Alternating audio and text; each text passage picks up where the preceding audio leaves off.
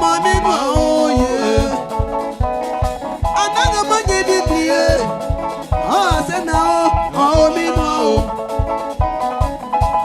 bon global, on s'en a haut, on met noir. On t'aime mamie ou ils sont dit on s'en a haut, on met noir. On t'aime mamie de la gueule, ils sont dit on s'en a haut, on met noir. On te mamie noir, il bien on s'en a, on te mamie noir, on bien on s'en a. On te mamie noir.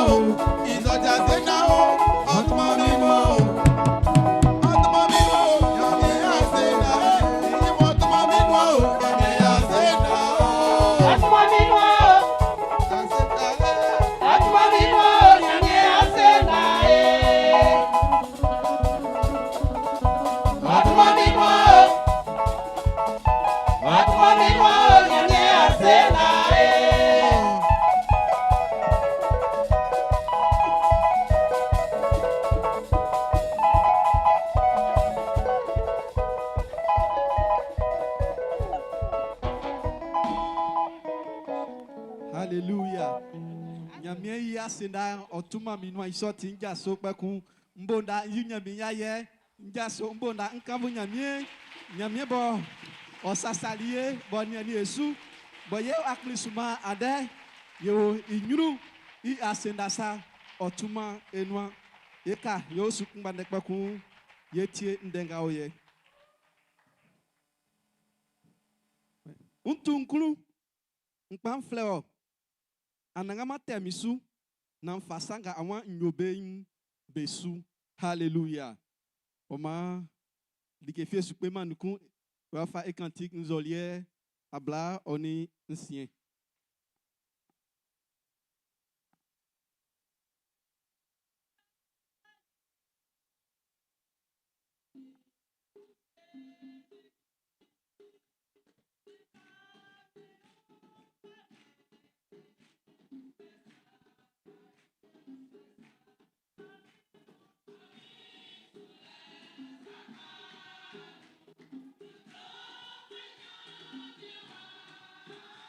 Yamanya Sulasi ara minu fiekla awa mikoko meisi wa audwe ajumi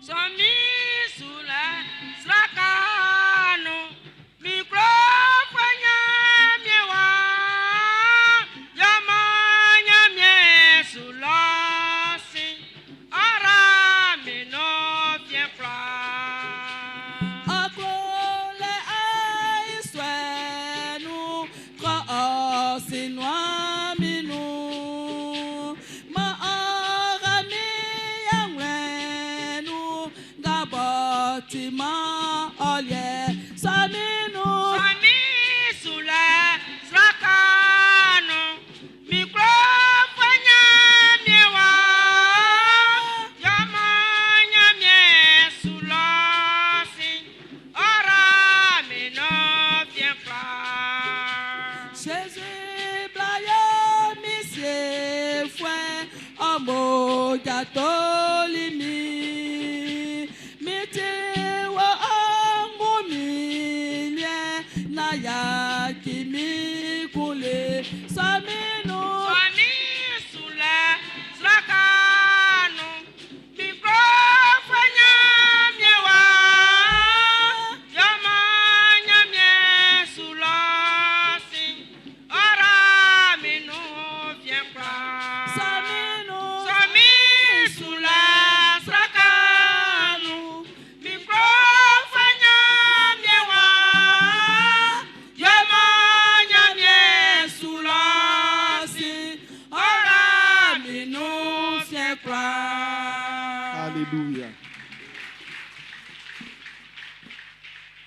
Et si anangama nyami pli mankan voulait oyoli englemu Jésus du maïno et la oa sedan afin okululen elikai ouletiti et la oa se mien afin les motuens ngamosi yenu ani etrani afali oalien moti wawenu alien onu anundeng afatalie iti et la oa se Jésus du manu andeng amo eoen esike eti sran oufle esike asubo ninge mekula oufle mai iti eloa se Jésus du manu Amen.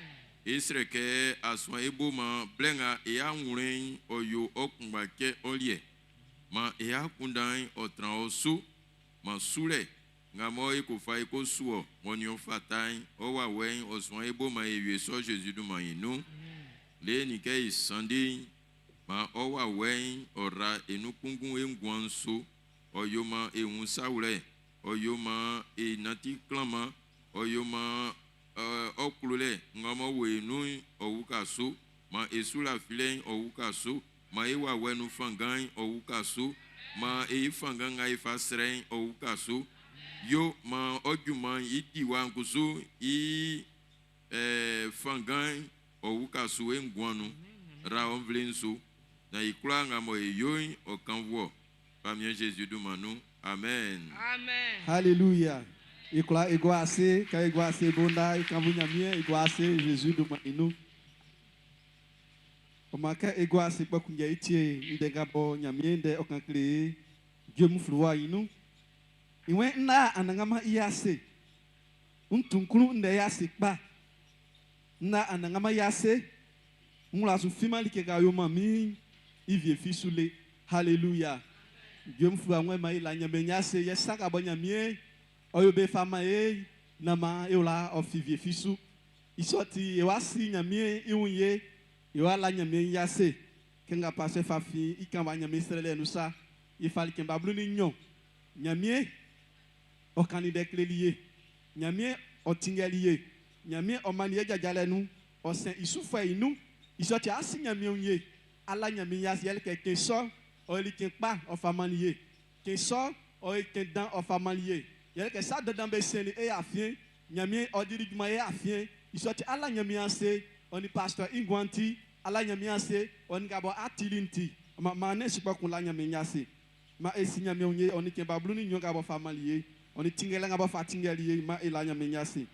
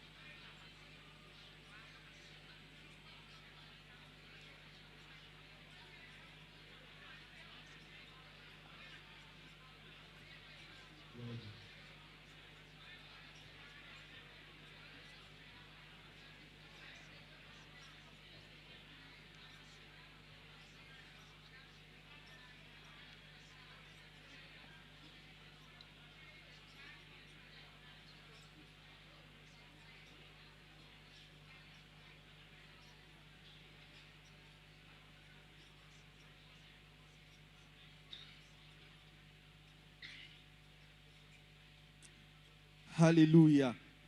Ite sinyamie iwu yeku. Koma iwakanga ndenga oye. Nke le motwe afienu ndenga bo ye generalisu yele Josie ifrua tingele ngabo nyamie ofa tinge Israël vle tingele ngabo nyamie okune ka fatinge pobu de vle. Oma ndenga bo Josie okankanleri Israël mamu yoye. Iweke amuna nambe tulibebo Egypte lobo be juli ndema gevie inouan be fali ejimfu embe kaka kololomu oni be nekmango fufu emu be sudi be su yebek ma flemike mukabe na ma fanya mie ble masi amu vlein on ejimfu embe afien hallelujah ici nyolima nzuen katali be su odilibe ambobo amusi saga mfayoli Égypte fouem. Hallelujah. Nyamien de nyokan kredi yo. Oma osukpe Israël foué be wla. Ke gabo be fi Égypte lo be ba bo be trambe. Nke nyamien ibobo ye odelibio. Nyamien osfakpen e la vie. Que ye odeli yo. Ye odeli yo.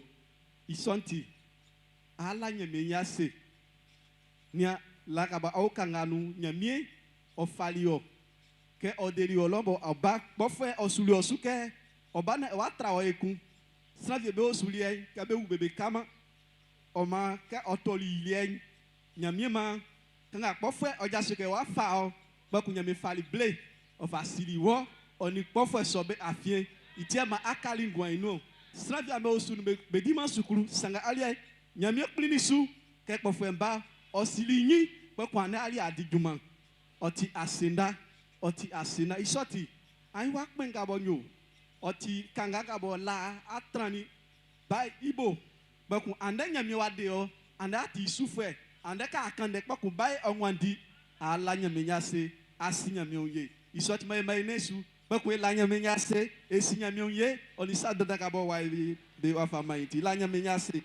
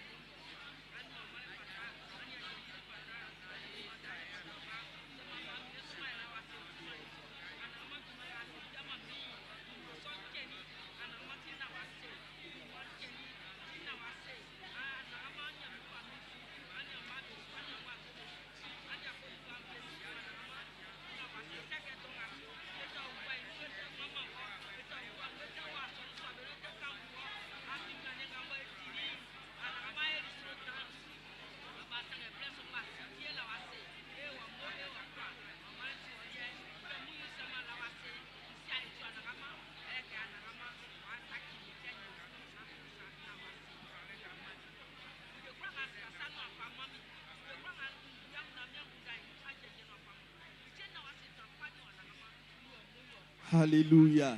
Hallelujah.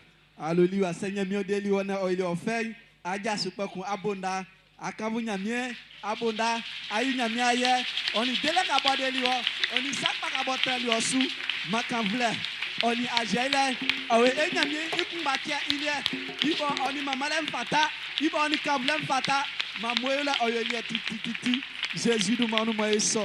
Amen. Hallelujah. Ikola iguase. Nyamien vle nyo amulike ku Jésus du mainu. Manyamien isakpa oni amutangla mu Jésus du mainu. Yo ade oti mone oti keko boy fayi nyamien iyaye oti keko boy fayi kambu nyamien ye nyamien wa fleye ku ye ya bale. Isoti oni makaba ole ayolike ato inu abonda atonu abomuaye afamei. Hallelujah. Tona bomuaye surale famei.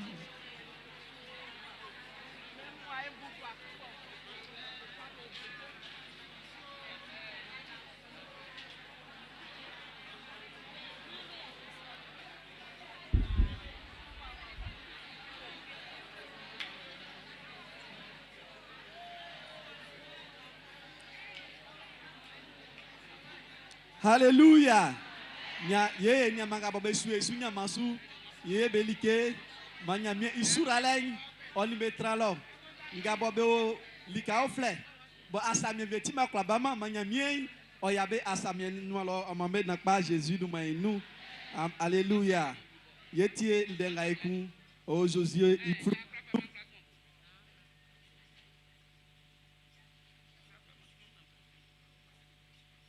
Iwe se kusu se ikusu iso njoma amunklu ndeki likega amukloke amusuyi se amusu nigega amuna na be sube efrai bu kunlonu anze se amusu amofenga amu be vlenu ye beliamu sanga milie enemi osun esu anangama hallelujah amnya de ka bon vlente su nyoye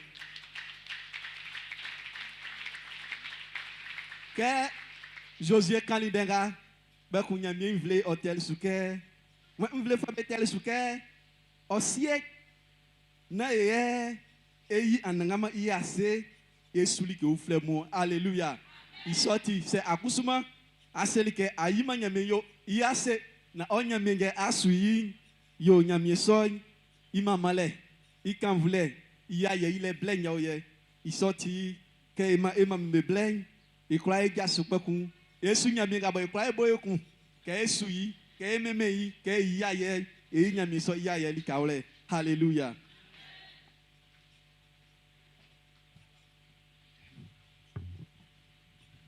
Anangama ikufwe onyagema Anangama ikufwe onyagema isranklole teole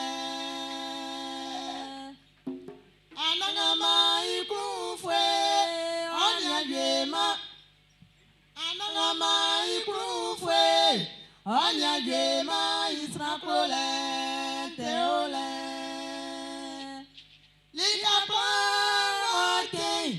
Oyikrufwe ingro Ayekwangoke Oyikrufwe ingro Nawe anangama Anisransanu opotimele Nawe anangama Anisransanu opotimele Miwanyo Anangama Timilike daye manyeyo Miwanyo Anangama timilike daye manye yao Ngatema miranwe sunya oe Ngatema miranwe su ye oya Ngatema miranwe sunya oe Ngatema miranwe su ye oya Ao minwa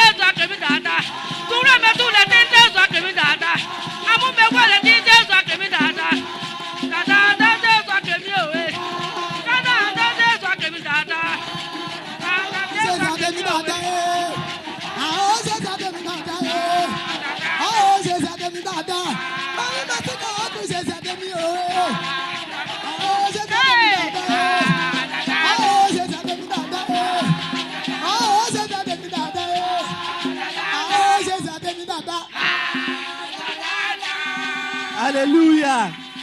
Alléluia. Jésus, Oduma, Odelier. Alléluia. On m'en a fait qu'on va jouer canal. Alléluia. On va jouer canal. Alléluia. Il y a ce pas qu'on y bonda. Et il y a bien et kabunyamien. Afi oni mamalem pata. Oni ajelem pata. Alléluia. Alléluia. Alléluia. Makavle oye nyamielie. Le mot tu as fait nyamie rali Yesu. Il tient ma ne fera que dia kunje. Il tient ma fera que fa ya kunje ingolonyo. Makavle oyo nyamie ilie. Alléluia. On m'a enseigné dans la wajuye, wajuke. Et si yéni magabo ande, yati me wa udule kikli. Asukpe nu ase. Abali savie no yawa abidjanwa. Boku ande mone wa towa. Comme ati Christophe ya suzu ke ani ye asonu ni kaule. C'est awe ya fien isra pa ke ajaso. Anze kusma oni ma be kali nyame de kreli wo. Beku ande asuzu le nu abuli akuna ke otikpa ke afa angwan afa manyamie beku abali e afien se awle yesra okpa ke ajasuna esio sien au faible.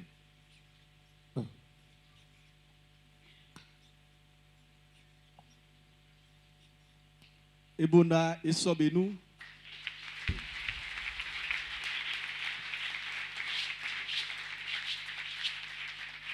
yo eni makabo peja soli e amoni balé Jésus do mainu si extra mpake amugoase ele keble kon wajubo e wa fable pa kun e wa si umpa makan vle o nyamiele o ma e fle eni makabo nyamie okuli suke andeye o ma ile mo pienu jasi ke ba pa kun e bonda e mama nyamie e yiyaye oni sura lagbo o eni mansunti.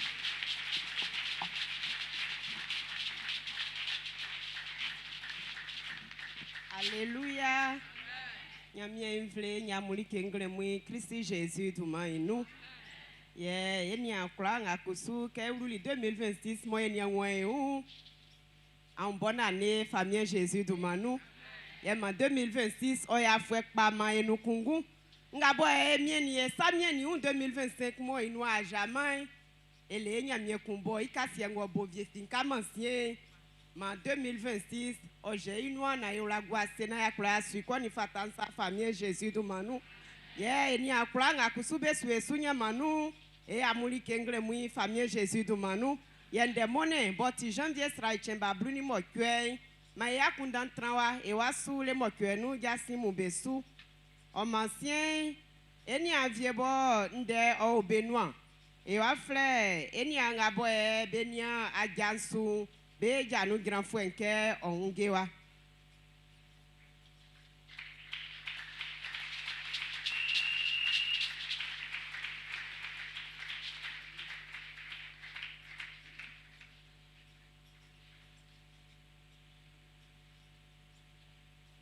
Gloire à Jésus. Alléluia. Alléluia. Nyama kufwe pamu nglemu e amulike misan Jésus dumainu. Que enyama va fikalensa e o anglemu akpaso nga moenia aja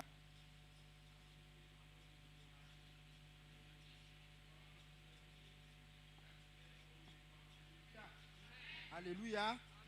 Ya enyama fa kenle iwe nga mo e suzu afwe kon nu mo ya nyeme yi me afwe nyamie oye nu ma e Jésus duma inu ivio aja nu sa afwe alina ya e afwe lensike oye Jésus duma inu ma ebonda mama nyamie ya ma oyoso ongwanu Jésus dumayinu amen sange isina ya ju meri loin akpaso awon fada ke kan klimi ngamo e dongasu esusiesi be unke be uru aja nu nke aja isusukuru owa boy tilike mo e fada ke be kle nyamie iakinsu o ma dongasu ka wasuzu ka uru aja nu fada ke akle oduma sukuru sonu ka na wa meri lo wa ko fatati akati sa ko fa dati nona anya uruma wa sukurulie ajansuru ke nga ole menya fa klema o e kema na dati so wa subo hallelujah o ma kema e wa so nunu mo eti nyamie wa fa da ke jajale nga wa so nunu ye kusu ye se para ke kusu etisu hallelujah afili ke so oti nandoli alike oti ve kan sa senge itu manuti sna vie be jabudu be ko tinu lo ye mo be si yi Kako e ko kumbe benu afon nga su petrole e ko babalo nga su petrole e bulbe imam yiwa sanga nyamien den o kle so atin o masukuru ngole na ma yura trasu isi na ya o meri loy ma e plana be kle like ke ko tin ye suru aja nu hallelujah o mangle mu aja ole o ma enya ma vie be kuna ke mburu aja nu e wa fa be klamu e wa fle enya ma lie be fle aka kwaku cyprien oh ya fiwa esreke ma oplenua ke ba ma esonu ma eyi e afuya ikle Akunda fenyo kani hao menga nu ole dike kuni ple sebe ne tumana na nyamye nyaruma nenge nenge bile ple sebe ne tumana na nyamye nyaruma mi wa keso ole like kuni ple o akunda fenyo kani hao hallelujah nyamye nenge mele hallelujah ni ense ke mo ata mariage ba won a ominyu e ka ba mariage Qu'elle me crée, qu'elle a sa mien, il bon d'afoué. Quand crânien a beau, c'est qu'elle mien, il bon d'afoué. Afin pas ta me wape, a me bama. D'abord, que soit bon, quoi qu'on va ou nous vient, on m'a ou nous vient. Manyami au cas Jésus du Maïnou. Il y a mané ou mieux balai ou assume qu'elle s'en a boire ni me bangremou, encore ça ça tcha na ma me bla. Et me wanti. Qu'elle s'en y a que soit bon da, a tout malien yole.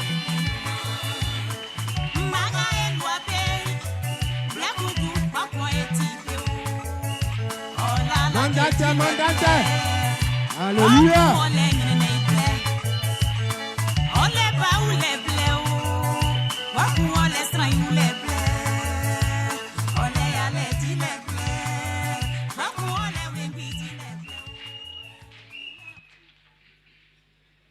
Alléluia. I'm swinging work. Alléluia. Alléluia. Ça tu as compris quoi besoin d'aller pour éclairer. Alléluia. Quand on est fafiquant ça, il y a bien des frères à quoi Cyprien. Et on a quelqu'un qui nous a sans tout maman on l'est. Il y a ma à son nous c'est ma pauvre de nous vieux, mais moi be travailler ouais be si y a man sous l'oignon.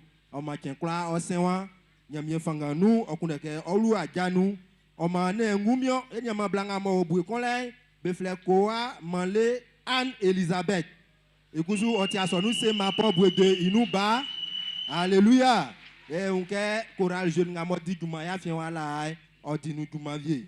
On m'a embêté sous le quai, beulou à Janou, anglo a balé bob fleur, février. Il tient bas à Blanicon. Mais il y a moyen yo pougon wa inou. Donc a moyen befle 9h00.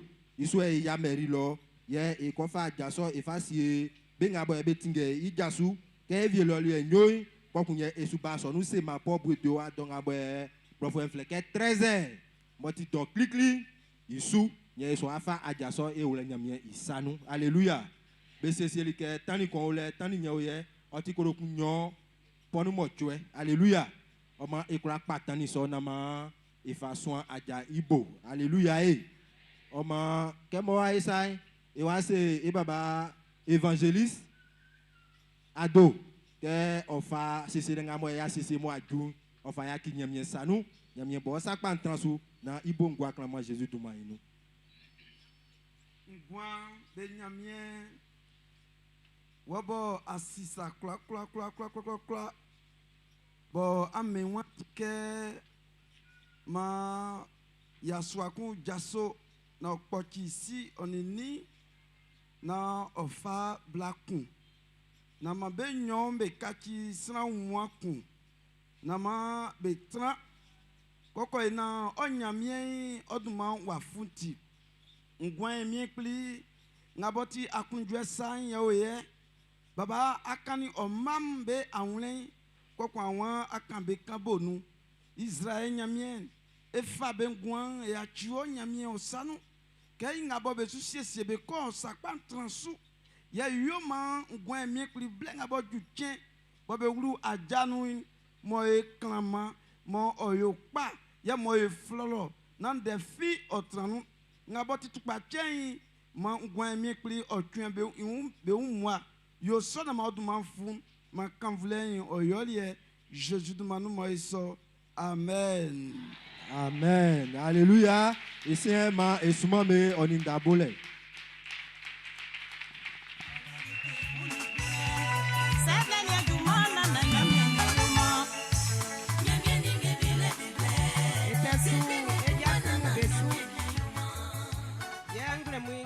Sa ou flebo we sanu e only kanya la paswa ngabo e asonu ai iwon jajale ngabo pastor me jajali ke e afiwa eni a esi eni diemu afa obesu obe asiesie black e beni ambelikai asonu ba kula ngabo be fa be ni ali esombali bebe mo ye ngabo ti dumaklele nkusu e wike dumaklele so wa gran afin que c'est que février strain les bo faju avril strain afin sonu ye eba pasteur mu be wasi ye benia eni asomu be osuo ye ngalie otisanu flanle akpaso akungba iwa asonu bakra ngabo wa Bon, on y a nialé à Passoanga, bon, il y a aussi un chat social.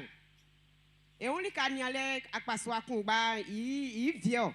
On m'a bien abordé que les bédouman là, que a ou a fouenga nous, on y fait que be flanou. Sans vieux coussou, que be yiji nous cléri, on a c'est un clodouman, bléolé. Yeah, c'est au coussou, on a c'est denga et souken, coussou, a ou ma saviole, que grai.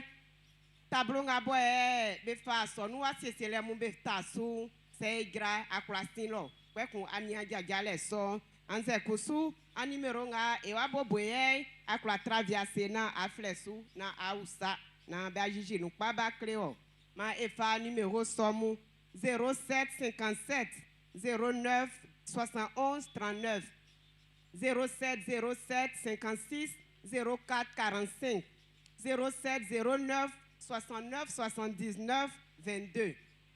Et flan-nous 07 57 09 71 39 07 07 56 04 45 07 09 69 79 22.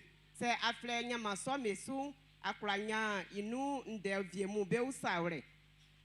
Ngakusu akpaswa ngabo ilioti asonu iunsiese wa ninge melikai be wama nyamien vle isu oti eken watiti keke urusra kunu imone ke kasien ke soy oti tidele moneke oma ke soy oti jasimbole moneke ke urusra nu mo bese ke imone ke kasien sumantan eni anga bo eni be tran oni fata ke akanya mien den akrebe pe kun afloni aso an ba me wa asonu asonu sonu ndenga boe otinya miende bo be akan okra uka eni avie na wakra unya miende irekpa na wafe nwa manya mie isonti ma juma so oye kra ekingi emia na enatisu koyona eni anga be na si anya mie be kusu akra fa be umba manya mienti akpaso akungba iwan jagale ngabo asonu ai ekentiti sangelele ndesra jeme na fa be umbe na ula majuma kpasonu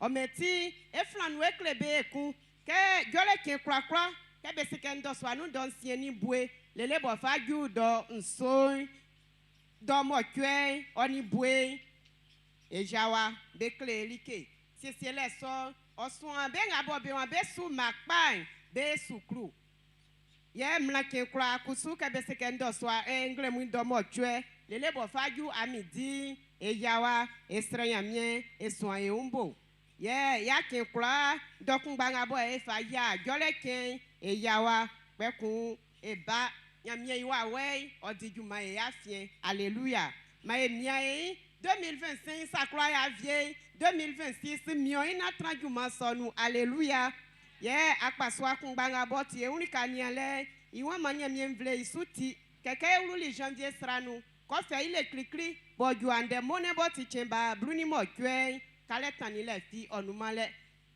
isonti oklate kango sanu kafa na sanya na sawani okusina kasien ke grai e baba ni ema mi viemu be ongwalo saunge beun be jiji nu be kle o afanga ko tani na fama fwesi kun kalelie afa uruma fwenga nunti alleluia ye ngari ekusu oti saya bo ekeniwa ye jajale ngabo ya urun jajali ye wike blesson osumatan yele esi ngabo osun ba boni san e ba so desam sra chemba mo twe ananga ma vie ofa delie sanu esi sonti eni abian ngabo so insan ya Alexi eni asonwo adonai nu pekun selul ngabo so usual bo jesco lo ye eni aso oye indo so anu asonu lienyo yanga boy osuba Boti janvier sera chemba ablaon insan de ko jesi soy I chensu fuen si ure swanu lo ye be fa I saka be fa ko bokasu oni nge bonwa otikilo bruni nnu ye ifwe kenga bo susu boti janvier sera chemba ablaon inai klokun ba sonsu be ko la esi inakasien manyamien ofomvoe ye iwa we sign ora efangan iwa we sign oswan ebo ke sameju na mokeje afinya miendu maboli kasie so manya mie ya undwesa oni etran emi Jesus du manu amen.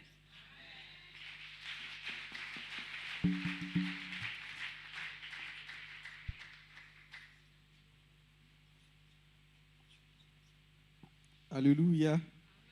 Yo ma ngabo ine ma fikan le ma etrabe ya sepa ke na ke ikenju ngabo tijajale mu ya plasu mesuko oni fatansa. Si ngabo owe isanu yele eni ma bla bo be flei yaou amla Marie Rose.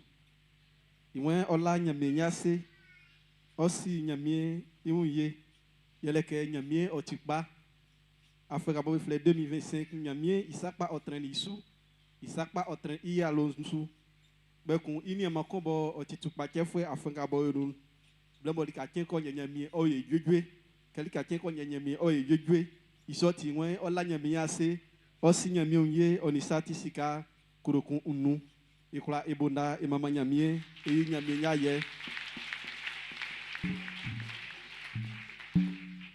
yo kebo eniama ofafi yo lesa nyame den se ke strankun oli ke ngabo abuya kunda ke se afa manyamie otikpan e wen afesoli ke na afa ble nyamie isoti ngabo strankun obulia kunda ngabo asuzuke afa manyamie otikpan no ni nyamie nyu fatai awajaso afa iso kele ande iso like atra no pakun ala nyame nyase mai jaso pakun ka banyame o fa manio bo aso fa be I ase dalen fa pakun le I ase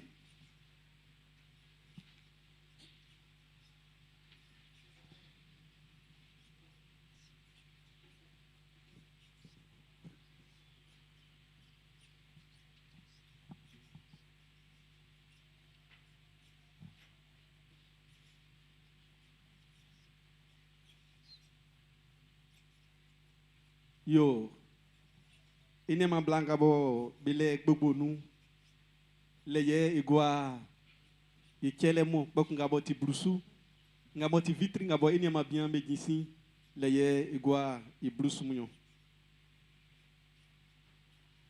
etala ma ezi brusu nyo anyama chrétien mwe Jésus wara eso etala ma ezi brusu nyo anyama chrétien mwe Jésus wara eso etala ma ezi brusu nyo anyama chrétien mwe Jésus bara eso etala ma ezi brusu nyo etala ma ezi brusu nyo anyama chrétien mwe Jésus bara eso etala ma ezi brusu nyo anyama chrétien mwe Jésus bara eso etala ma ezi brusu nyo souffre tanta mwe Jésus wara eso etala ma ezi brusu nyo anyama chrétien mwe Jésus bara eso etala ma ezi brusu nyo anyama chrétien mwe Jésus bara eso etala ma ezi brusu nyo etala ma ezi brusu nyo anyama chrétien mwe Jésus bara eso etala ma ezi brusu nyo tata mwe Jésus bara eso etala ma ezi brusu nyo anyama chrétien mwe Jésus bara eso etala ma ezi brusu nyo anyama chrétien mwe Jésus bara eso etala ma ezi brusu nyo tata mwe Jésus bara eso etala ma ezi brusu nyo anyama chrétien mwe Jésus bara eso etala ma ezi brusu nyo ọba efa césarien fame Jésus ye ọkàkiri eso ọsàngàmọ ìnáni ẹsìkàní àkùnjẹ súrọlẹ wàtrẹ ìsọfúnṣọ.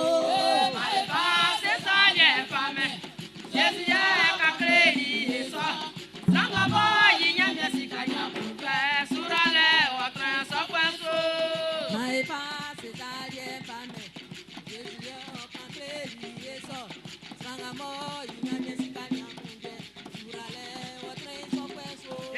Maeva sesanye fame Jésus ye kakreni eso sangabo yinyame sikanya kunjwe surale watre sokwenso Maeva césarien fame Jésus ye ọkàkiri eso ọsàngàmọ ìnáni ẹsìkàní àkùnjẹ súrọlẹ wàtrẹ ìsọfúnṣọ.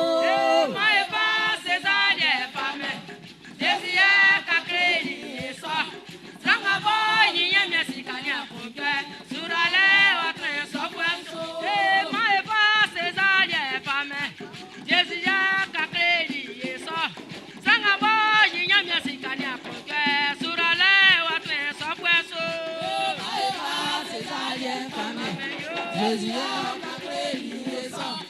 Sangamo, Yinamia Sikania, My face is all your family. Jésus, ya Kakeli, yes, Sangaba, Yinamia Sikania, Surale, or Prince of West.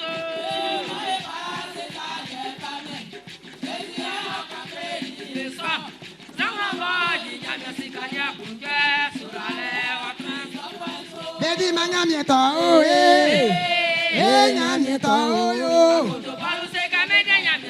Baby manyamieto oh eh nyamieto oh Wakamanga dwani oh Isomanya tia oh yo Semakumanya dwani oh Semakumanya tia oh yo Kakao manga dwani oh Kakao manya tia oh yo Baby manyamieto oh nyamieto oh yo Baby manyamieto oh nyamieto oh yo Baby manyamieto nyamieto Baby manyamieto nyamieto Kakao kwanya twali Kakao sonya tia Balu manga twali Balu sonya tia nyamieto nyamieto Sati kasi yo mimie Kana tisi sawa tena o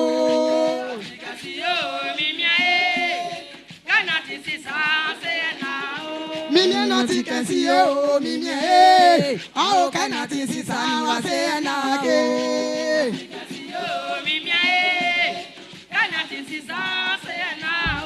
Engwanga nyani so asena o Afweno maja yo asena o Nzengwa sama yo asena o Akunda panga buma yo asena o Nye otikensi yo mimie Yao kana tisi sani wasena o Otikensi yo mimie Kana tisi sasena o Mimie no tikensi yo Yao kana tisi sani wasena o Otikensi yo mimie Kana tisi sasena o Otikensi yo mimie Kana tisi sawa sena o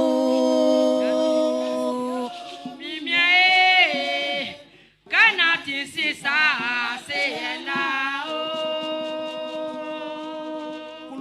Nyamien nglemoi on vle mwen la wase aussi on ye emi Jésus Christ idumanu anagama se on gwanui ofiwo se nyatra le ulan ofiwo se nyalie di ofiwo se sati ningembe klabe yo ye ofiwo nglemoi on vle mwen si on ye on wule ka anagama dike klanga bonye ofiwo akunjonu nga boti blusui boti chelein on vle wa fasio gbogbo nu esusroke rasu na anangama tike surala no dan on vle ingwansu be klanga bodonga su be su kunde juma anza be su kunde sika be fadia tai esraka tika no so ma be Jésus du manu anangama roma be su ma ka be ba so anu sai be bani okunjwe yele ke lalo dandan o benoa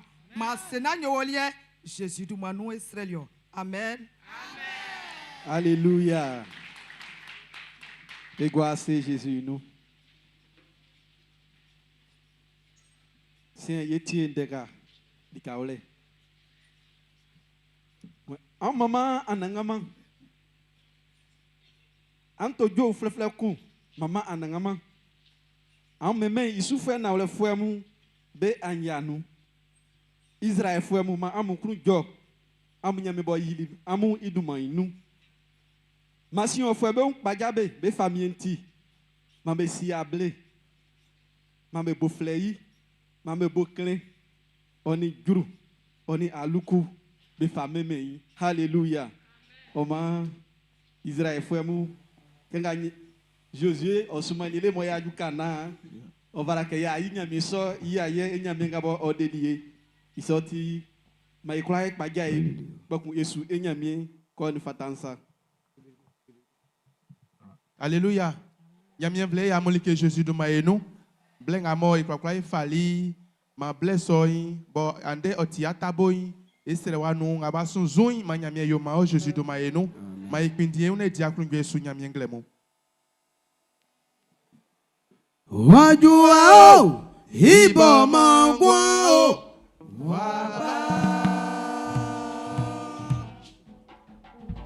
wajua o Nyezimbo mangwa o, wajua o wajua o ibo mangwa o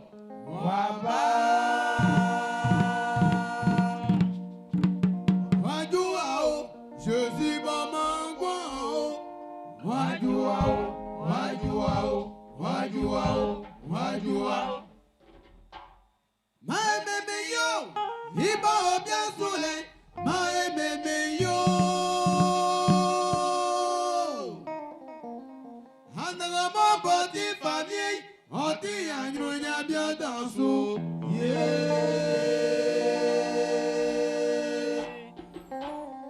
gbegbe bla uni namo me koto be mama nyamie maememe Anju vie mu bende wa tinsie wewe suni via sube mama nyamie bifema Dieu mu ya kwa blenu iwa sieseli eke oui Ike banga bede umie mabe mama nyamie wao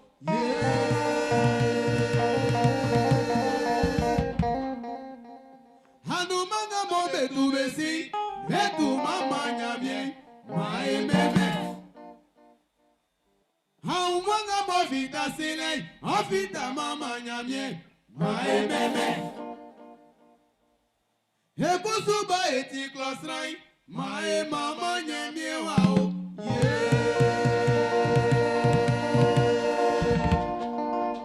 maememe yo iba obian sulei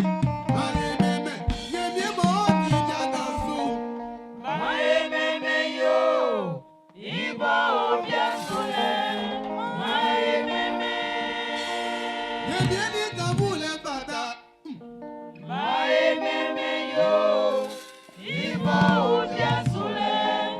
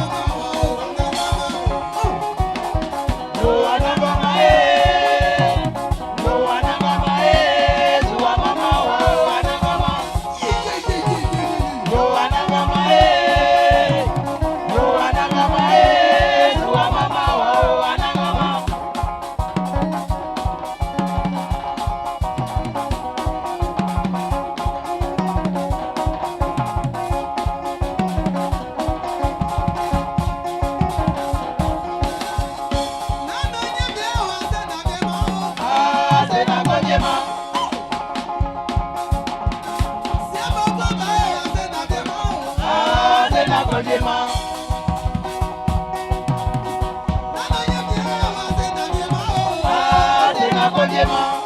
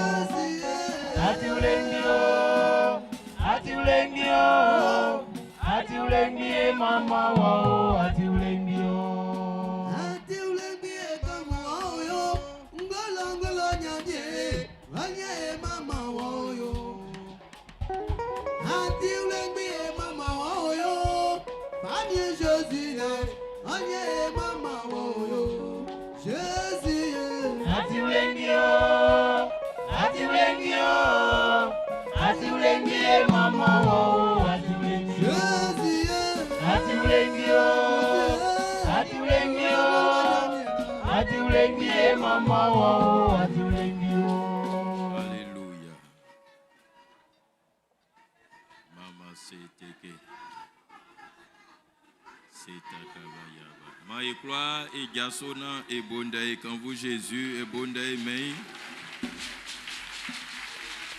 reçois la gloire. Quand vous les gnoliez, Sranga ma o kulale numa o bonde ba quand vous nyamien. Sranga ma o nyamien il faut vombo o bonde ba quand vous nyamien.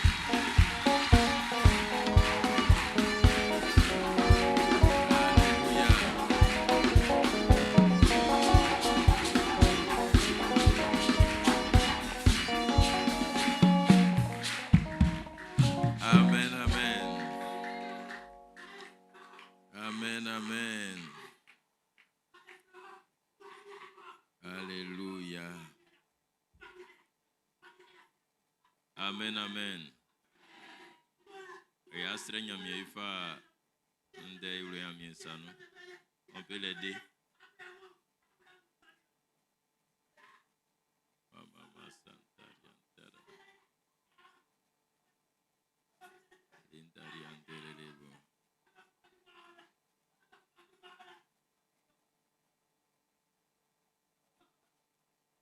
Seigneur notre Dieu, nous te rendons grâce ce matin.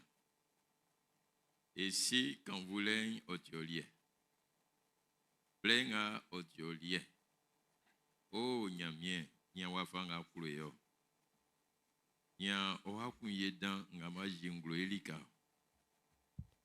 eklen unwe mao, te ison otiso. Ma odumai onyan quand vous voulez, engwambe nous Jésus dumai nous. Ma odumai onye quand vous voulez engwambe nous Jésus dumai nous. Ma oklusai onye yati engwambe nous Jésus dumai nous. Ekloke eyo oklusa. Ekloke esiwo. Ekloke eklo. Pa onde na patie. Yoma e saure na esi outra su koko ina ya fao rablenga suma e Jésus du manu. Amen, amen, amen, amen. Alléluia. Moi boise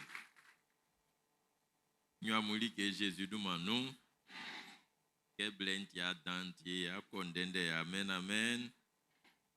Anuma ye iguali kemba bluni nyon ibo.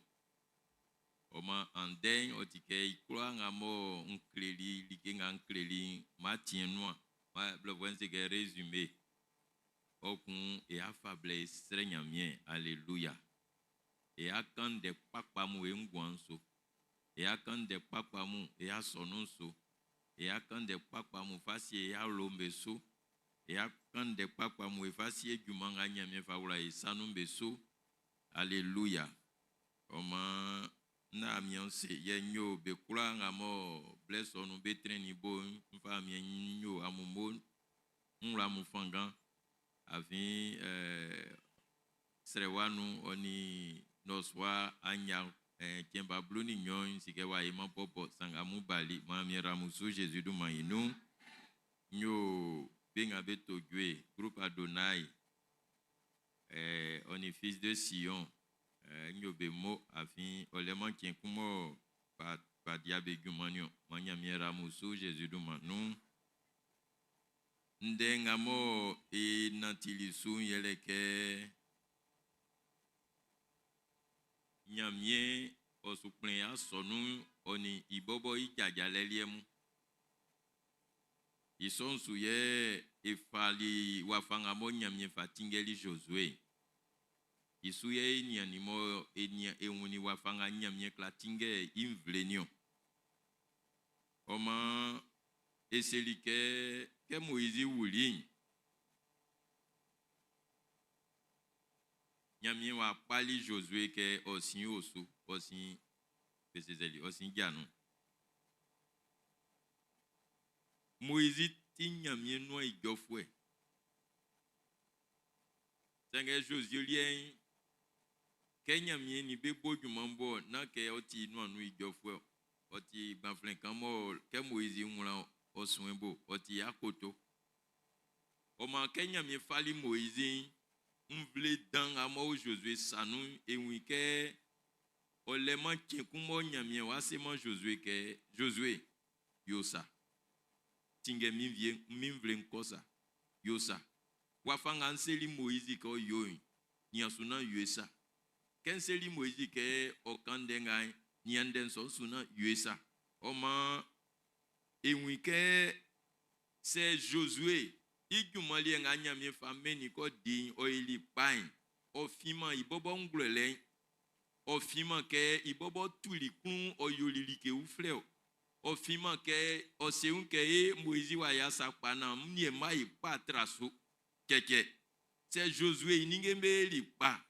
c'est inati wanyoli klama c'est iningembe nyani nyurui ofi anye ngamo famani tingele nganyamie fatingeli alléluia oma wafanga monyamie tingeli Josué kusu yokloko otinge isovio amen jajale anze tingele klikli ngamo ngla tienouan yele wa wenu tingele les directives spirituelles kamu amu ke nkangama makangande avi Josué klikli lele Josué ablauni na yenga nsu bwepo lele oma itiema e kangama vienu alléluia wa wenu tingele yele wa wenga mo tingele ngamo ofae oni nyamie mantanso amen e kura ngayo wen ofara ke wa wenu tingele e nyanvie Clicli ngamo nyamie kan kleli Josué c'est il va fortifie toi et prends courage Bible nous bezeze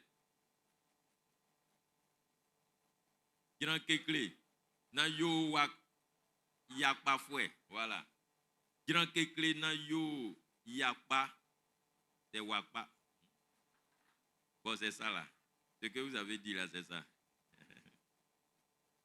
OK man ka grand kekle zo amen yo yakpa fouet na esre fouet amen amen afouet nganu nyamie kluke benga moni be digman yele benga be grand kekle c'est strango ke grand kekle amen amen non sere kon grand kekle nyamie se inu anu idio fouet kun keyo c'est awusu c'est sere kon srambelika c'est awusu be nyuru mbo ma yo ma wusu dan be nyuru nyamie kloma sere fouet mu c'est nyamie kloko fo digman iwanzu grand kekle alléluia ye ose Josué keyo observe fidèlement la parole. Iwa niamindensu nanatisu wei niamindensu dimindensu nantimindensu alléluia. Afin c'est srankuan oepa okwenyru wa wenu ningembe nu niamendensu yebe fa ibe natio ma efa anye manyamie inde nganka ikura iti manyamie inde oike policier ça.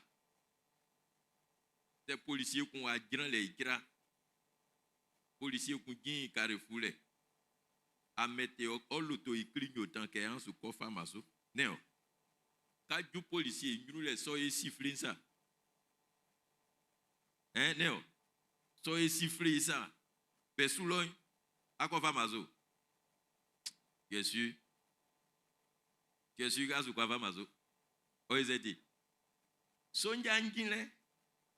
Ko jile mo aso ke ko besu a klasa ke akofa maso manya mienden oyo policier Jésus du maino ye o se Josué ke yo maminden buya kundan nglemuni kongwe manya mien inden oyo oloi na moye ple kangan de okwesu buya kundan ko fe nglemule no swa ma e bunya mien de ya kundan alléluia. Afin se son ye nyankulale ye ko e nyuru ye ningembe pa manyamie den o tran ya kundanu sranga yi woni wa wenu nyamie den trenu ye sran vie ke kan sran vie ase ke nsia kangan keke Jésus blessu boss ya kotomu na be ngba ebe si kangan sange kebe kan den o le pole kan ma fasio ha kundanu nganka mutike voilà c'est nyamie mon fangan anze bobo akuluka soin kangan le ati onu sukruo wa am classement kangan le ye ngula mfangan kam yo samu ye sorti pavier menga eko e nga sia kangan otikekle sangue quelqu'un nyamie de mo se que nyamie wa Josué o grand kekle sa tiali ke fio pour les kangalen au clatron akundanu e nyamie wa grand kekle nyamie wa grand kekle o akundanu neo c'est quand même pas. C'est quand même maintenant, c'est sous la fione au tingé.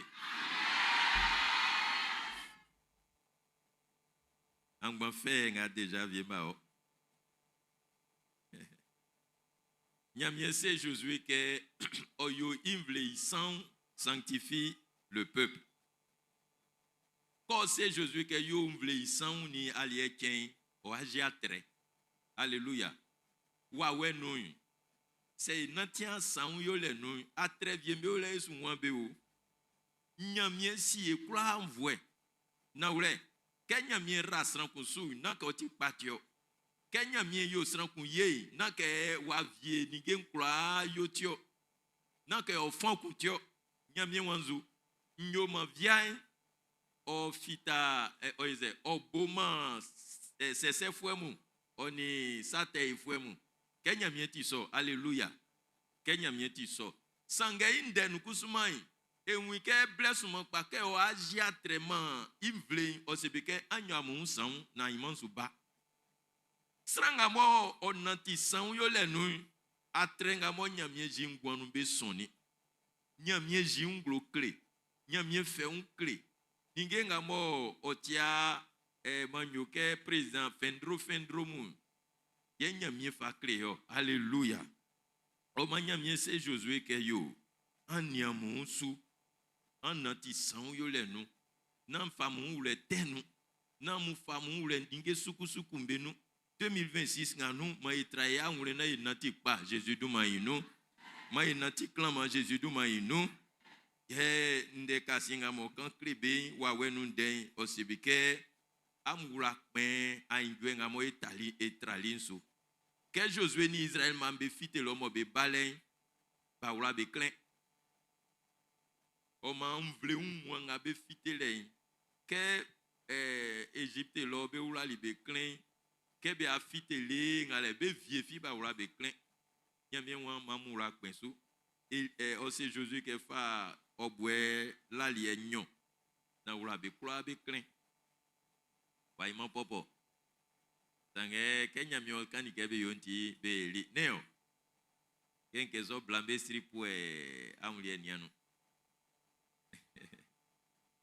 Oma wawenu osukan wafanga moye ni nyamie inati aingwe ngamoni srambe trali Jésus nous osukende mai ura pensuke eti Jésus lié alléluia mai ura pensuke yo wafanga mo nyamie ni inati ofin Jésus moja mo wale nu yes esi ke Jésus wuli eti na mai yo israka ifinfin na mai ke olimgbe ma enia e unsu na inati clama Jésus du maïno afin c'est anwike srankun onya fangan sai wa wenu srankun nya fangan o klike ya nwren iwa wenu nyamie kundelen timi onu amen amen ngamoti kingi mo fara ke kura enwure nyo ole c'est akuluke anya fangan para que wa wenu kusuma ati manyamie wuka isonu Jésus du maïno jajale inyosu nganyamie mani Josué oni Israël mamu yele bemvle ici esiele mon flei directive organisationnelle wafanga monyamie osiesieli mvle o mani betingelevie afin nyamie iduma idiwan nyamie taka ningembe siesie wanso et nyamie otia nyamie kumo o eninge yi comment on dit désordre sukusuku nu amen comment ose Israël mambe ose Josué que yo man Israël mambe siesie be un kebe so atwa jale be ko Jourdain ibuen sulo amen ken kleli ken seli ke kebe se sran ke siesie un o jaso iwa mambe jaso Moi, si allié. Oman, sous la file nous, allié ngama kofa, afin à ciment blanc ngama mounantio. Sangue, sous la file nous, afa allié, association.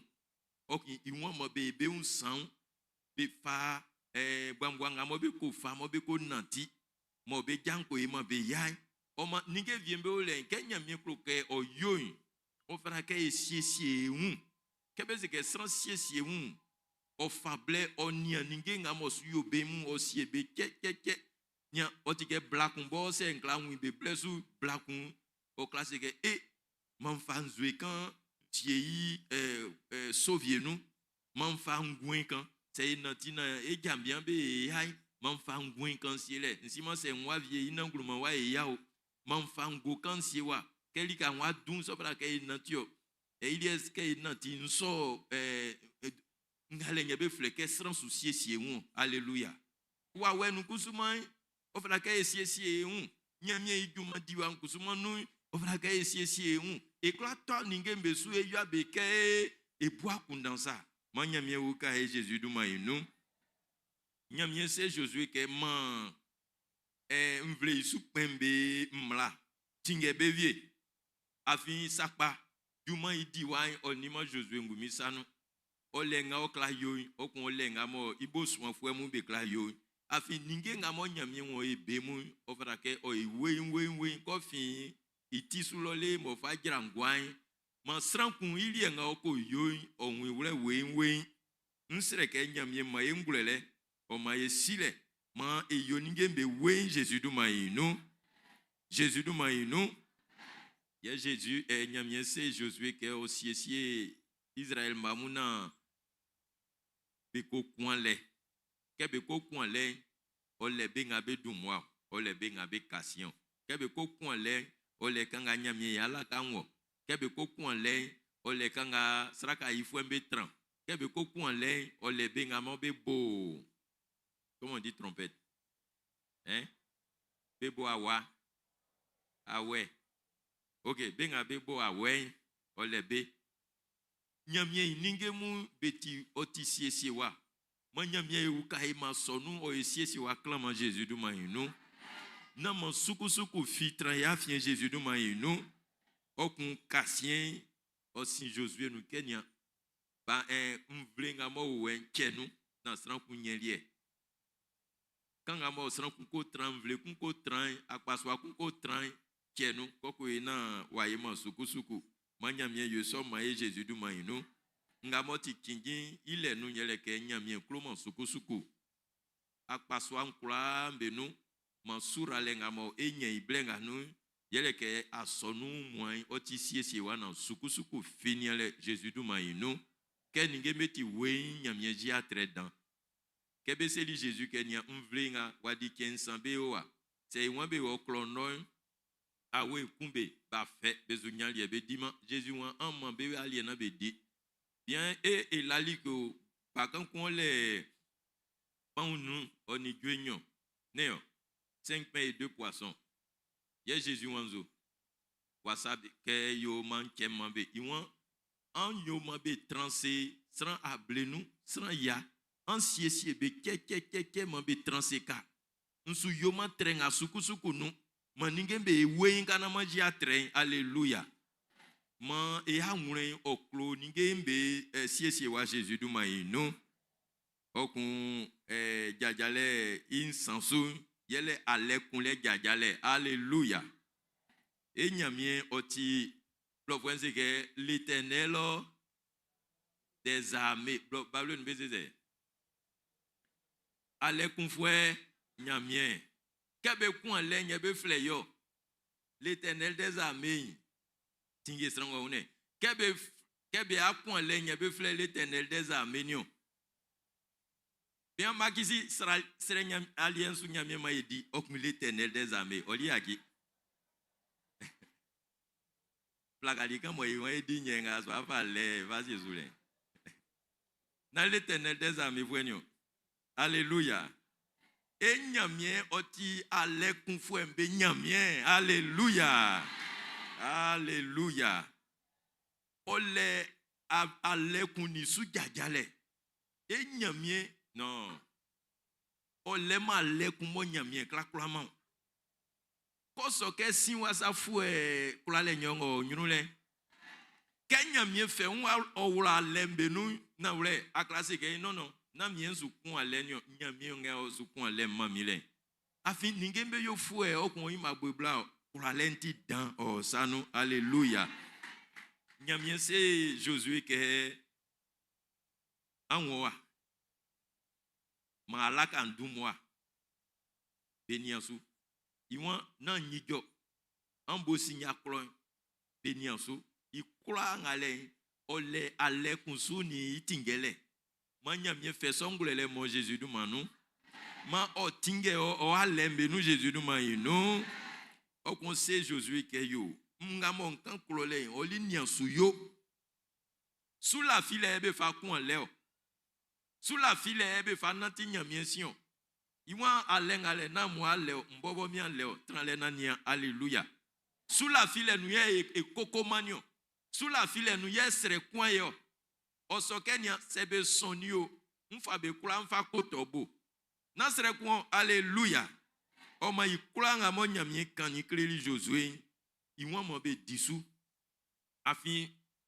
anye kan ngamo be fa mo nyamie indeng o klayo man kulalen o e danpa trankunti 2026 ngano anye kan ma fa mo nyamie o ma o kulale danpa amen amen o kun kebe vie kebe kun lemu kebe foni e wi ke nyamie won anji sate amo afien sa mo ji asate amusu nyan kulale kun e woni so kulale ennemi ipofwen c'est ça yele sate kenya mi won mo kulale na ayaki sate nu no wuro ngwanu nyamie so keyo ji sate okun kulale o sesi sangesa ki sate nen o tai o timi nyo kanse ke sate tranle nyo timi kanse ni o fangan pesu o ima bobla klasra mi kun o ima bobla nyamie de nyo fe kun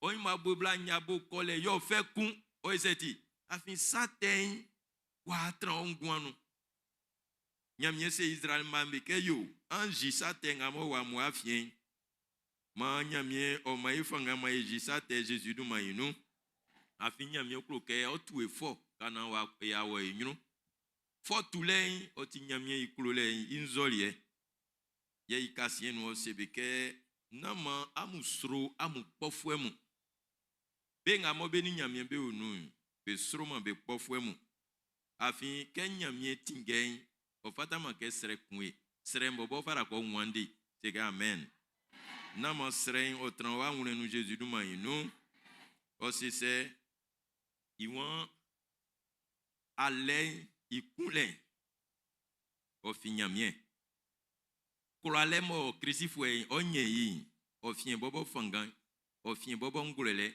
sange o finyamie wawe o fin nyamie indenga o kan isu natile sei nati nyamie indenso e nyan kulale titi ngankan iti e nyan kulale sei di nyamie indenso jajale kasien oti tingele jajale nyamie invle tingele des directives de leadership wafanga mo nyamie ofa tingeli Josué e wike nyamie kloke benga mo tinge be kambe wanse ibo be yaki be ununa o tingebe alléluia c'est tinge fuemu sie fuemu be ambe tinge nyamie invle o fata ke be bobo be yaki be ununa nyamie tingebe ansre nyamie mai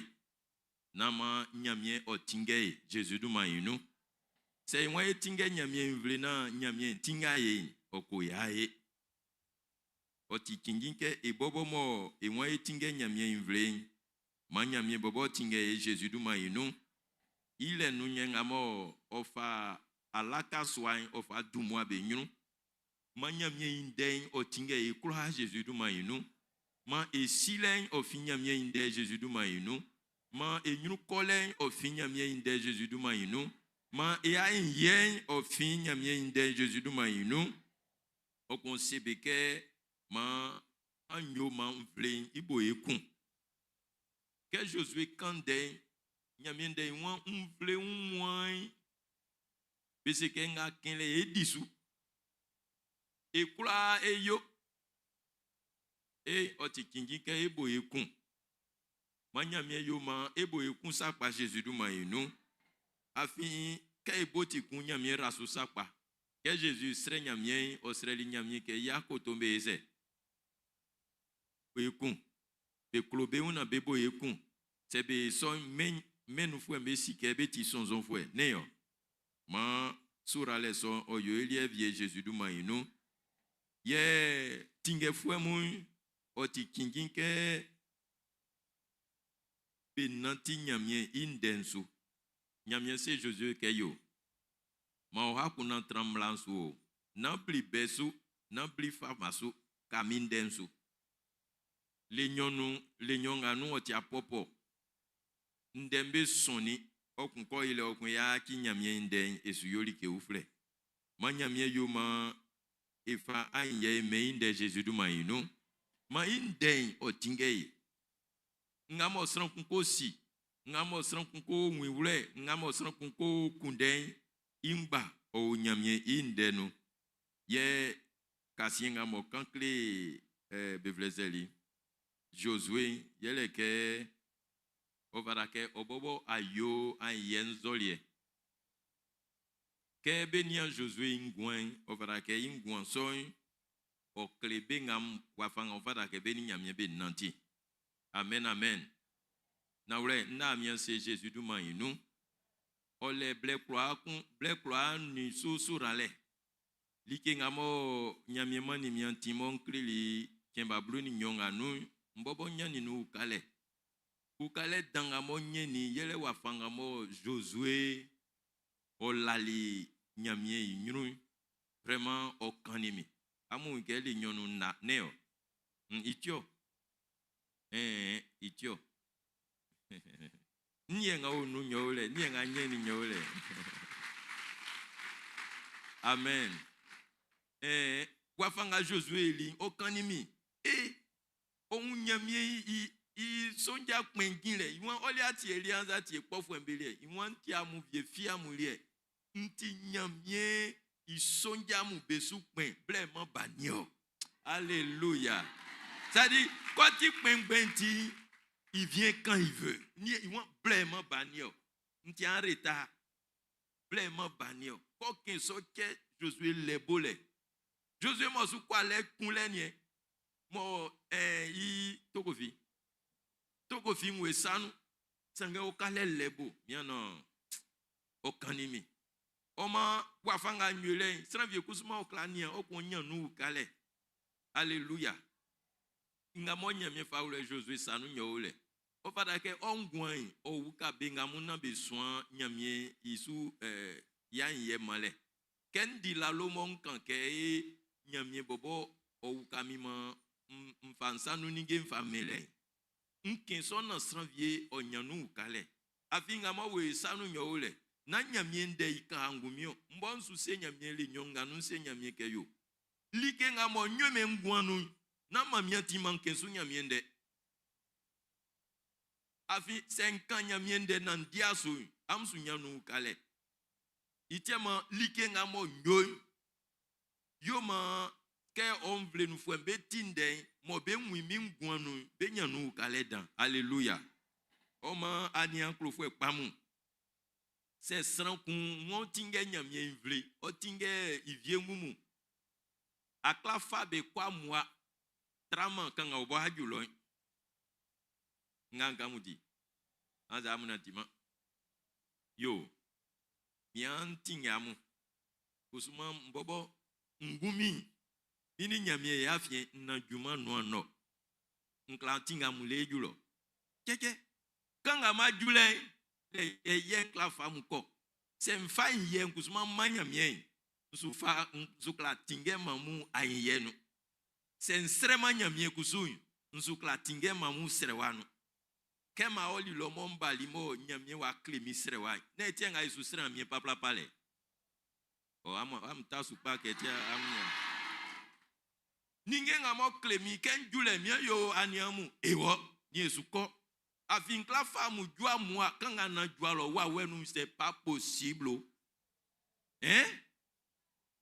Kanga wa wenu na jua lo akla fa san kwalo. Sange nkluke yo moi. Itiamo ken soin li ke mfasi amu nuke aniamu ngama soin yo we na eyo ewo otikpa. Manya miera musu Jésus du maïno. Amen amen amen. O ma jaso kama esrenya mien. Jaso kama ekande kakla klamu. E anya kio. Ati blovwege.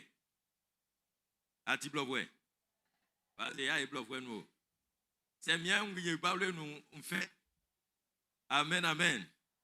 Sanga yi ko bleblo kon yi. Amen amen amen amen. Oma wa wenu nde yesu akambe fasie ngwansu fasie asonu su fasie jumansu. Amen amen. Au nom de Jésus. Au nom de Jésus.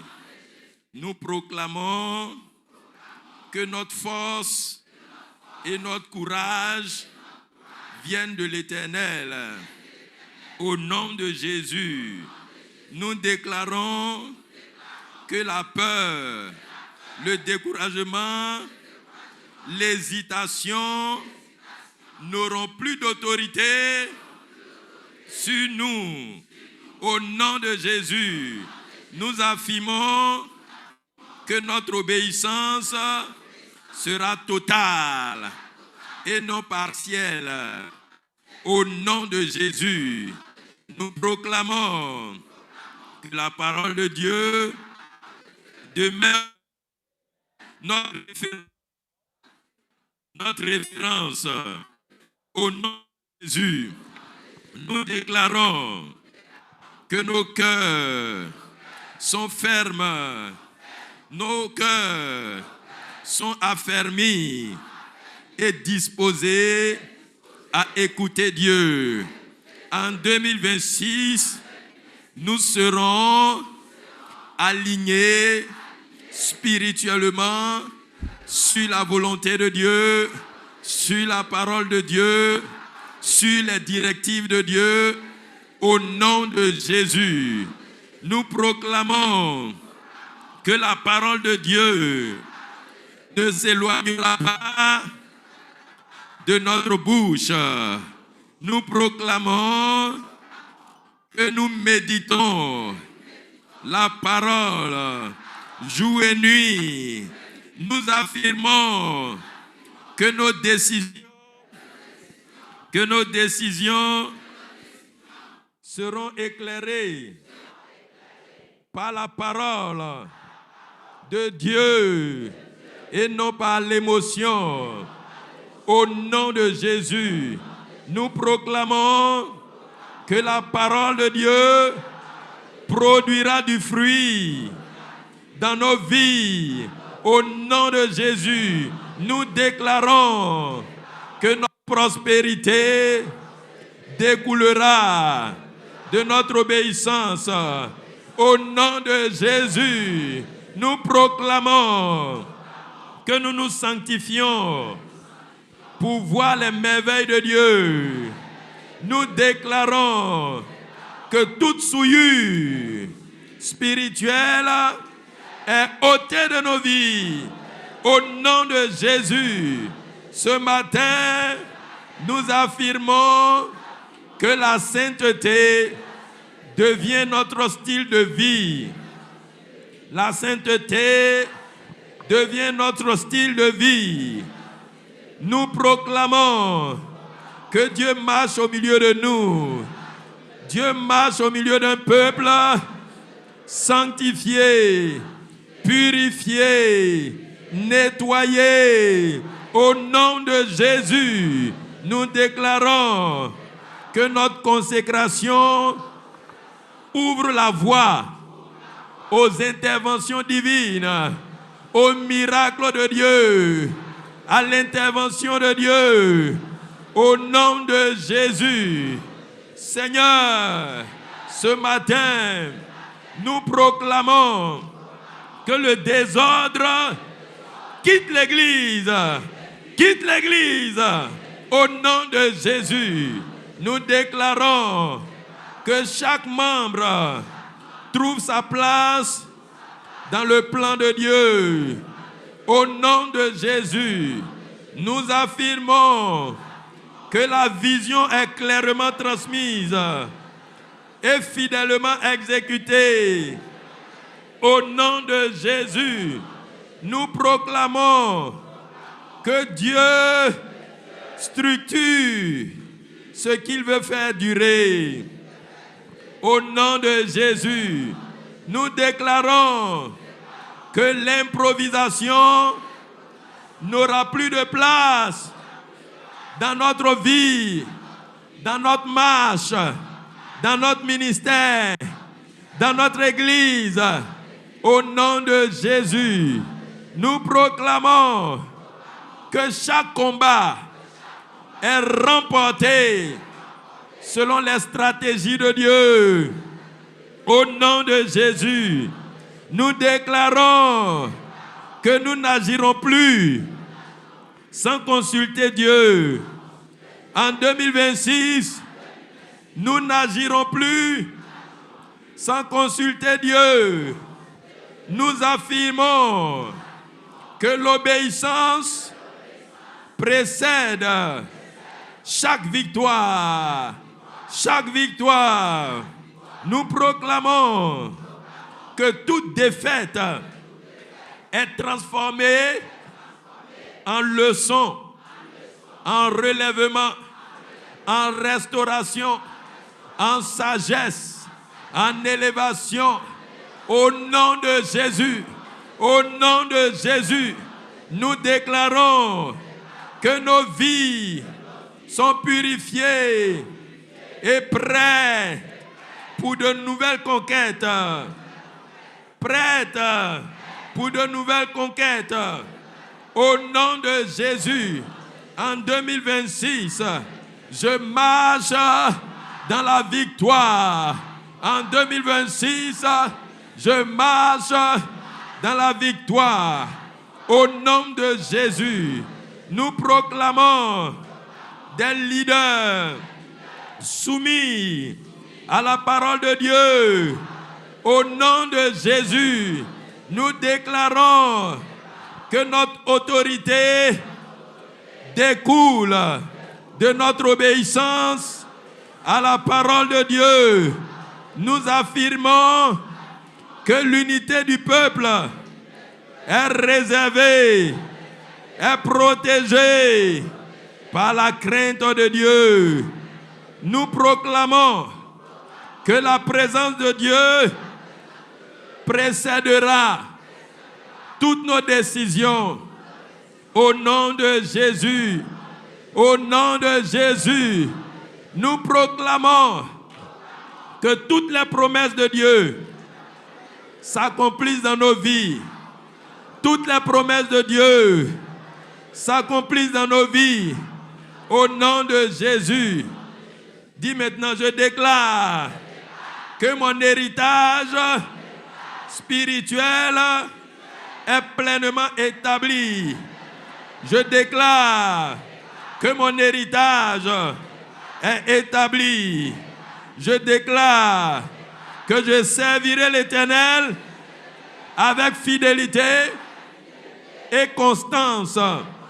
Au nom de Jésus, je déclare que ma maison appartient à l'Éternel. Je déclare que ma vie appartient à l'Éternel.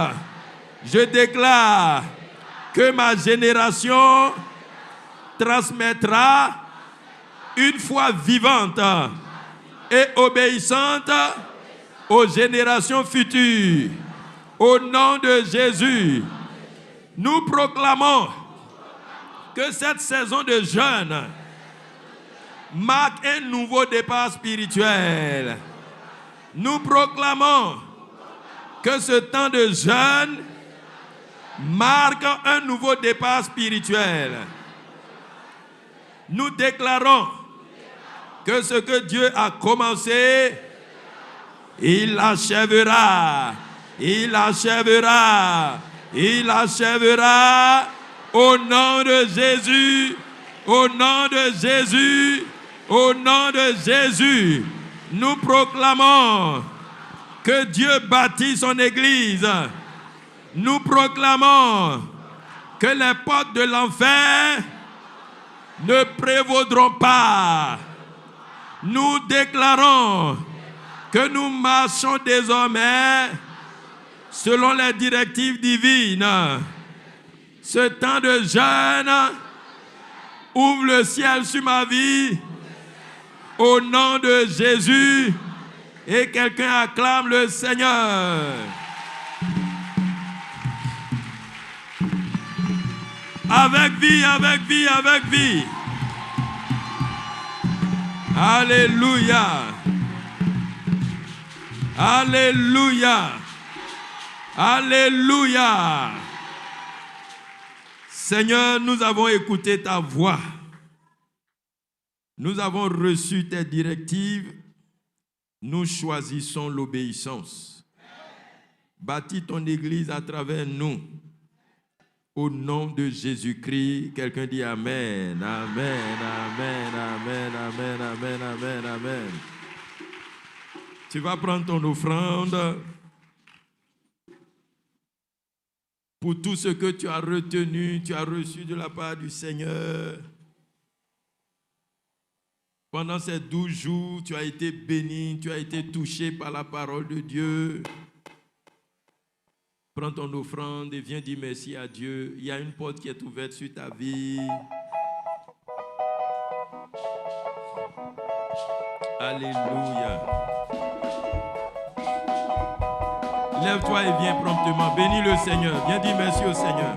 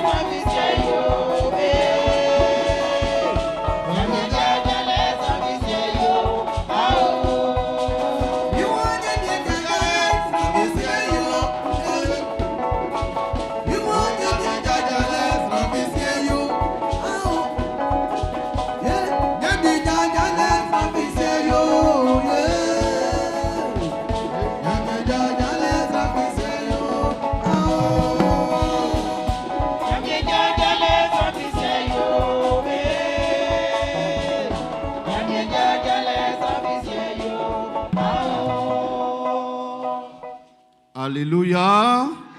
Moi, quand vous voulez Jésus de Maïno, moi, Nyamia, on gueule, il sourale, on y étrangle, moi, et Maïmi, Nyamia de mon faux Jésus de Manon. Amen. Et s'il y a, Boti, et à son nom, c'est ma Issou Pengben, Baba, Docteur Noël Nguessan. Et Baba Koumi Jacques Moti, Abidjan Passoignon, Issou Peng, et Baba Kra Daniel Moti, pauvre de district, Issou Peng, Ibo Soin mi Krakla.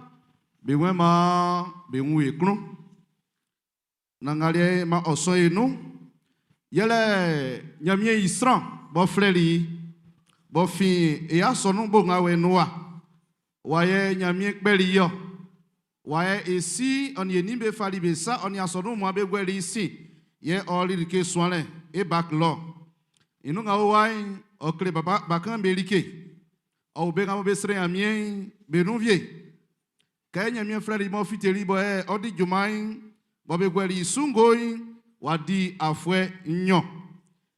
O darwa akpaso dan inulo. E district ave fleke gonate inulo. Akpaso kan aswe odi nyami jumain be fleke srefla. E babai afwe nga senile iyanglu kasiamoti ikeba ablasani coin nyami ofa frère ici. Iduma yele nyamie Isran Ando Kwame Gervais. Oma wafanga isimabu ise sire yakunda yaoye. Février anglo ikemba abla eji nyamie Isran nglaun dongransu isakai dalwalo. Efa ifako goli aunze. Okun fwekenga moti février ikemba abla ni coin nyamie iyanvo sile noi ekata esi iso ma oso ikokra enu nyamie fonvoy yama esu nyamie kai fati nyamie desa jenga ibreden toy na ikra joy mi uno klama nyamie nia esu Jésus de maino amen si ma eso ya ufemo beno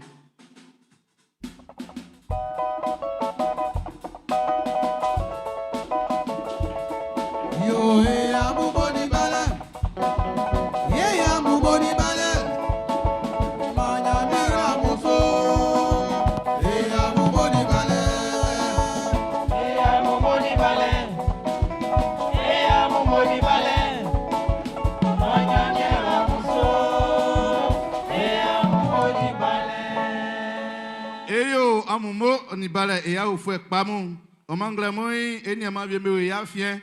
Enyama kulia osukbenu afin tumodi. Et soyez nyama kwasi amena eno kay boydmani e nyama suba kwasi amena ofi tumodi ma soyez nous kwasi amena la vieille bale ma so la vieille nous osukpe nous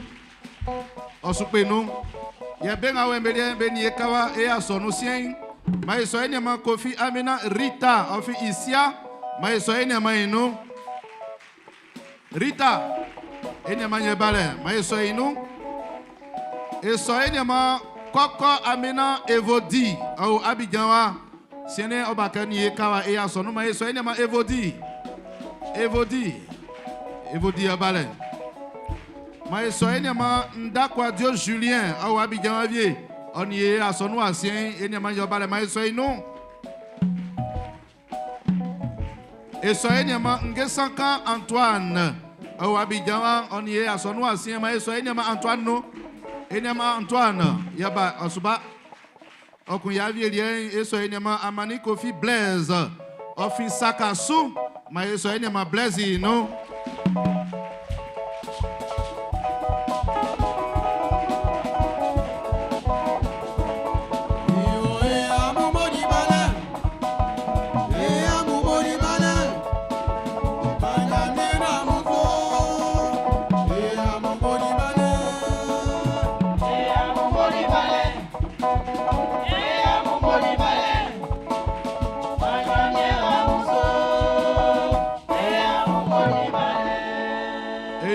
Amboni bale ma esili Kenya mi awro klamanu e baba kra Daniel Boti kokra ekpen ni bo so mi kokra be amboni bale ni mi invle be amboni bale ambali esili ke klamanya mi yawro no o ma la vieille asupe nous ajuro e lo fo melike o ye enyama ngama e ba ke be ka kusuma nyami yawro ni awye samu di nyami juma viro kambali na mu fia an yamu ngro samu na nyama viam na dima kusumai ansre amina okreamu yele que estran finement nyamien seulement fera que bubusa on ya au transfert mais ikra et so yamie jumana e diri kawle nyamien vlemu kay o pa bodo e nzue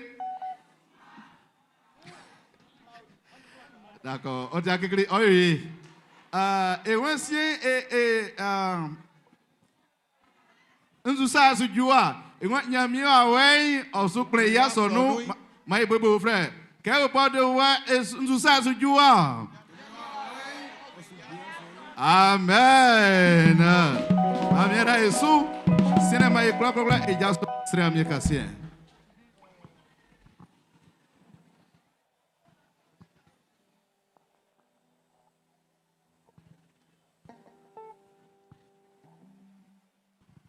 A maestra. Nyamie atik padan.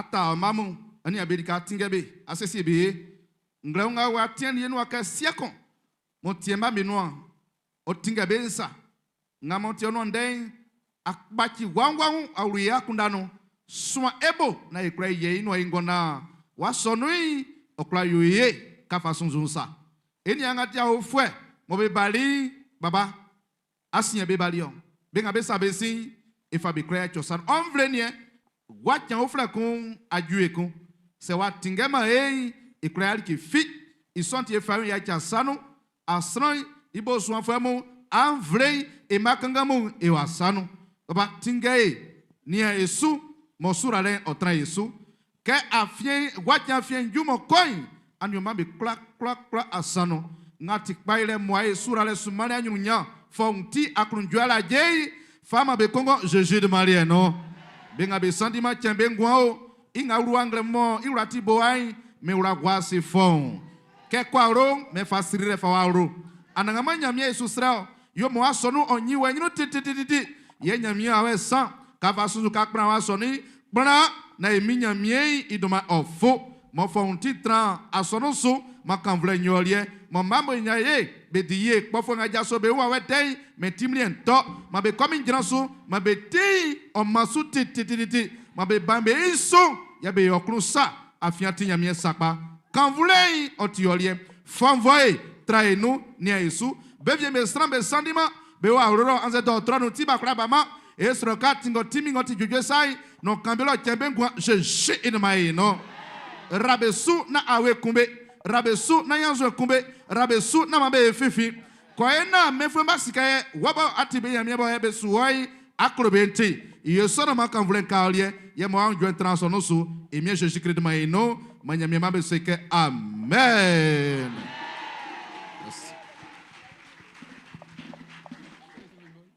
Alléluia. Yo. Ngla muke eni makomba yula filinga lotokonu bakanu. O man sranga bolien. O kla semblele na obla wafa.